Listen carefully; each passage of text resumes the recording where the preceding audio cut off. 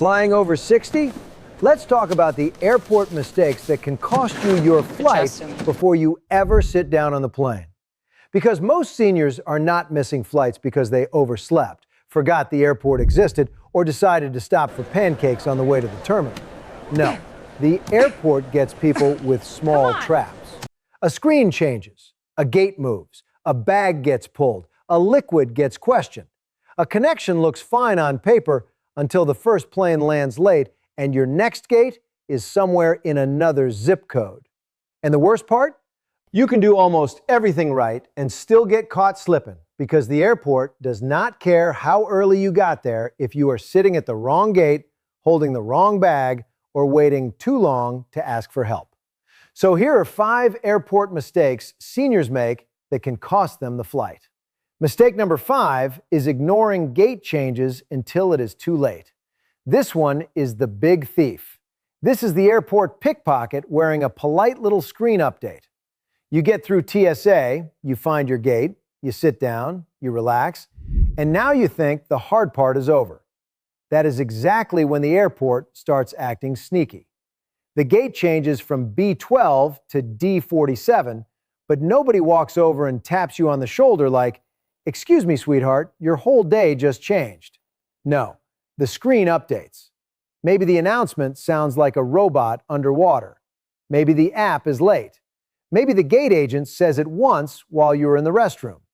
And now you are sitting at the old gate like a loyal citizen while your actual plane is boarding across the terminal. That is how seniors get robbed of time. Not by a criminal, by a little digital board that changed while you were looking away. So do this instead. After you clear TSA, check the gate on the airport screen, not just your phone.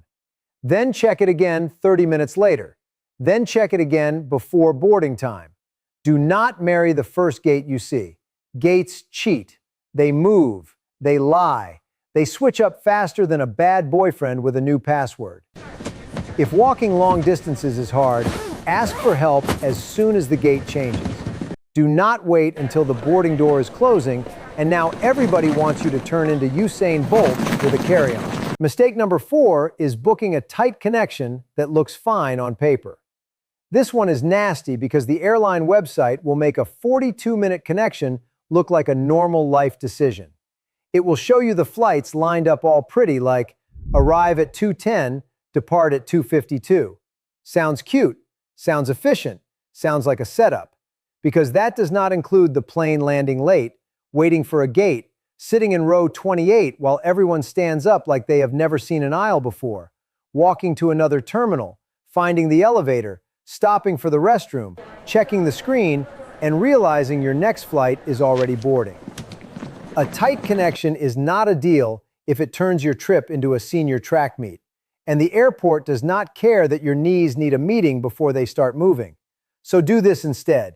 Give yourself breathing room, especially if you are flying through a big airport, traveling internationally, using mobility assistance, or carrying medication you cannot afford to lose. A cheap flight with a tight connection can become expensive real fast when you miss the second leg and spend the night eating vending machine pretzels in a terminal hotel that looks like it was decorated by sadness.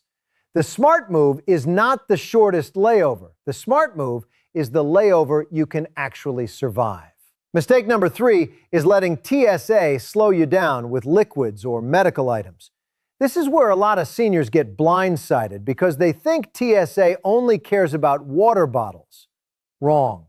TSA cares about liquids, gels, creams, pastes, aerosols, spreads, medical liquids, ice packs, insulin supplies, eye drops, lotions, and that mystery tube you threw in the side pocket because it should be fine.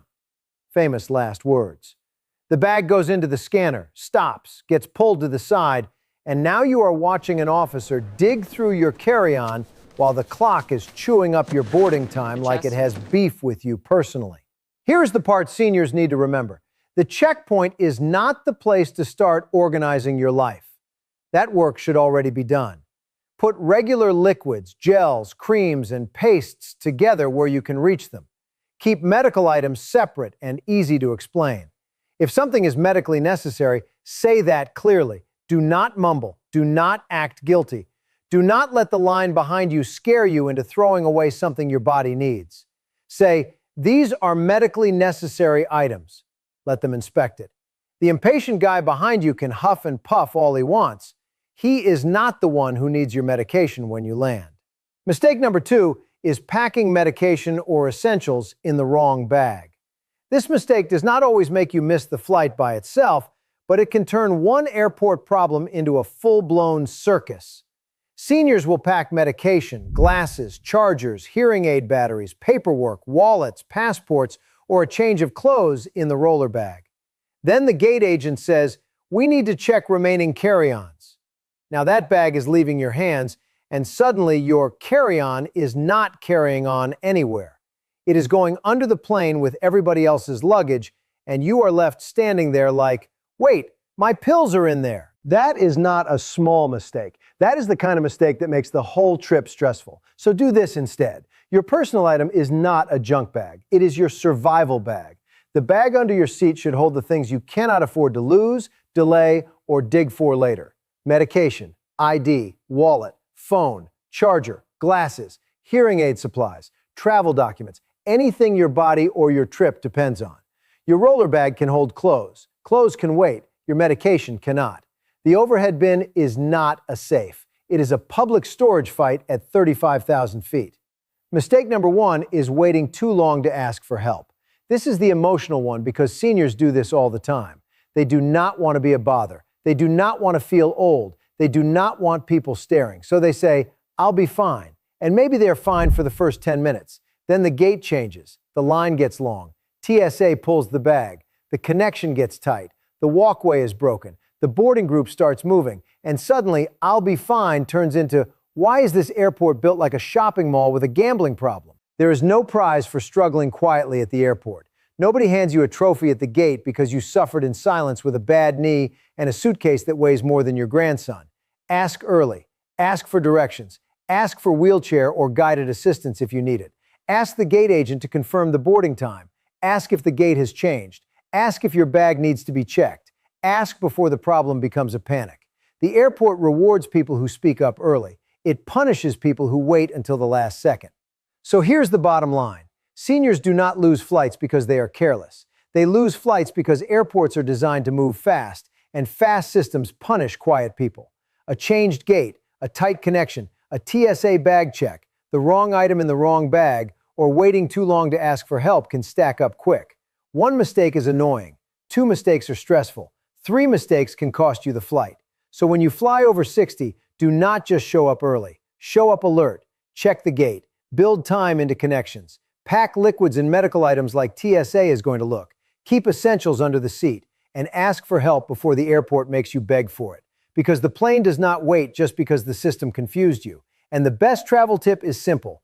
Beat the problem before it gets to the gate.